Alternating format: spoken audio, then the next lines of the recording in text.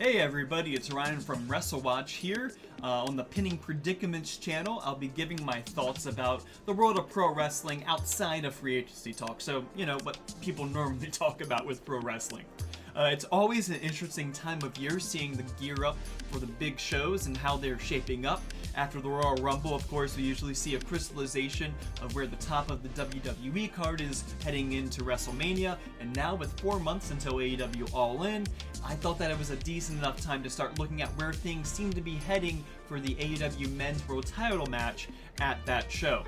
For this list, I'm going to be considering all upper mid-carders and main eventers, plus one name we haven't seen for a little bit, but he said that he's going to be there in Texas.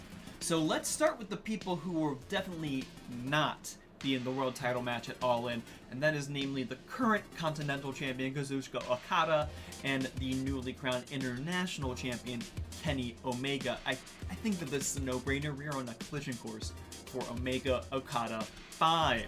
And while I think it would be, fun to throw another title at the match, 2 seems like enough, So that brings us into an interesting conundrum for the men's world title matchup. There is a bit of an expectation with how Tony Khan books his pay-per-views. The men's world title will go on last, and this has been the case every single time since the world title has been introduced in AEW. There's only been a handful of times when this has not been the case, namely ones where we've had a lights out match, Anarchy in the Arena, Stadium Stampede going on last. We had at Forbidden Door 2023, MJF and Tanahashi wrestled the first match, and then of course Sting's retirement match, which makes sense to be going on last. So with Omega Okada 5, well, there's an expectation that's going to go on last. It's the biggest match that AEW has in their cards.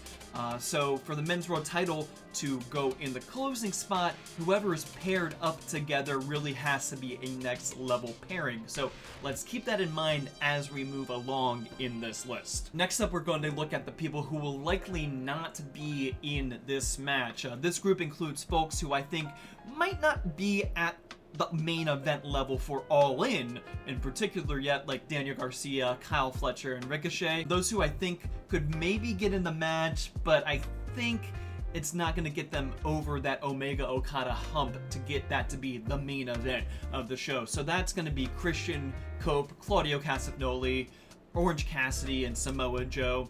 And then you have somebody like Chris Jericho, who I think is probably going to end up in a match, maybe with Bandito, some kind of lucha match to get people coming out to the show.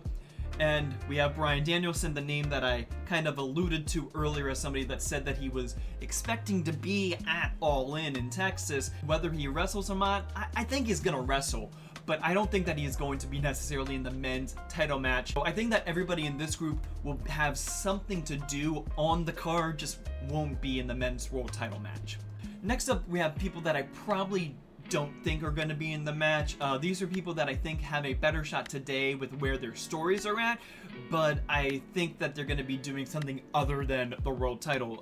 Adam Cole and Bobby Lashley come to mind with this.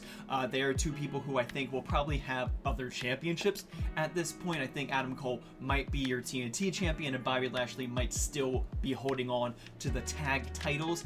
And you also have Powerhouse Hobbs. He's been circling around the men's world title scene for a while. Looks like he's going to be in this international tournament to go up against Kenny Omega at Dynasty.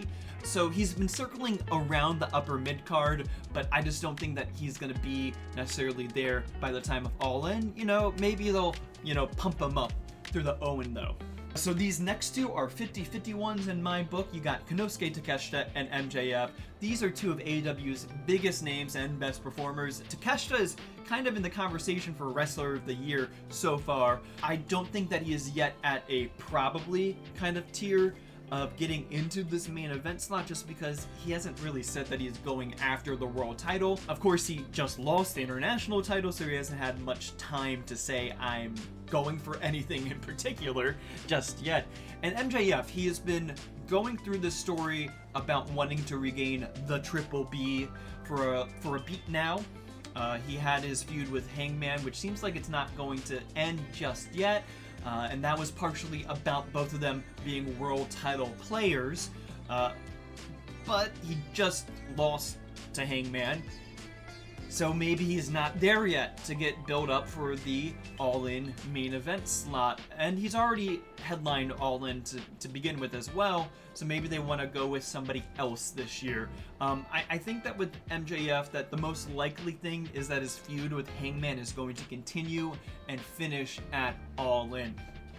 These next 5 are ones I think are possible, and all 5 are in strong positions to go after the belt as we sit here in March. And I could see a men's world title match featuring them not getting side-eyed for going above Omega Okada 5 as the main event for All In this year. Let's start with the elephant in the room, and that is Darby Allin. He's the man that most people presume will be taking the belt off of Mox. That's the guy that we've been seeing for months and months, thinking that it's going to be the guy. Now, there are 2 big question marks with this. One is, will Mox even be the champion by the time that we get to All In? And the second one is the Everest climb that Darby Allin is prepping for, doing. I'm not quite sure. I don't think that he started it as we sit here today in March. And with it being 4 months away from All In, who knows if Darby will even be back by All In. So that leads us to Swerve Strickland, the question mark of will Mox even be the champion. He will be challenging for the title at Dynasty. Now it might not be against Mox. Next week on Dynamite, we have a Cope Mox rematch in a street fight. Maybe they're going to, pivot from Mox being the champion, and if Mox loses next week, I think that there are pretty good odds that Swerve will win the title at Dynasty. So now we have to look at the other 3, and these I think are going to be good dance partners regardless of whether it's Mox or Swerve being the champion at All In. I think that all of them present nice face-heel dynamics no matter the alignment of who has the belt. First up, Hangman Adam Page, obviously a great foil to Swerve, and he also has been engaging in the world title scene for a little bit now. He just beat MJF, and that's a nice high-profile win to have racked up on his resume leading into the All In season. Jay White has been swirling around the title picture, and we could easily see him be heated up. He pointed out that he would like to be in the Owen tournament, especially if Ospreay is in it, and that is the other one that I think presents a very interesting thing. I was actually thinking that maybe Ospreay would win the belt at Double or Nothing and walk into All In as champion, but it seems like he is pointing at the sign and saying, I want to earn my shot at All In. I'm going to enter the Owen Cup this year. And now that he is done with the Don Callis family, this was the direction that we saw coming a mile away.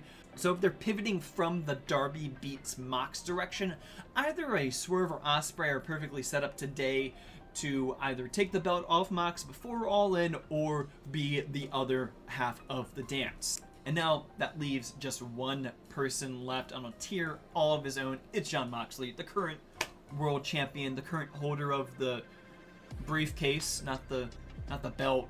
We think the belt's in there. We don't know though. I think that if he gets through Cope, it's more likely than not that he's going to be the champion going into All In. If he gets past Swerve, I think we're at definite territory, even though we have Double Nothing in the meantime. I do think that it would be more interesting if he lost the belt before All In and maybe had a grudge match there against maybe Bryan Danielson, or if Wheeler Yuta turns on him against him. But this is where I think things stand right now rather than where I would like them to be. And I think today, Mox holding the championship walking into Arlington, Texas is the most likely thing. I don't think it's a lock yet on him, but I think we're getting there. So, if I had to be a betting man on who I think will be the matchup at All In right now today, I'm going to say Mox versus Ospreay is the matchup, but I wouldn't be surprised if Darby Allin is still in the cards, or if we see someone else holding the belt walking into All In. And those are my thoughts on where the men's world title match at All In is sitting after Revolution. Do you guys agree or disagree with where I placed people? Was there anybody that I missed?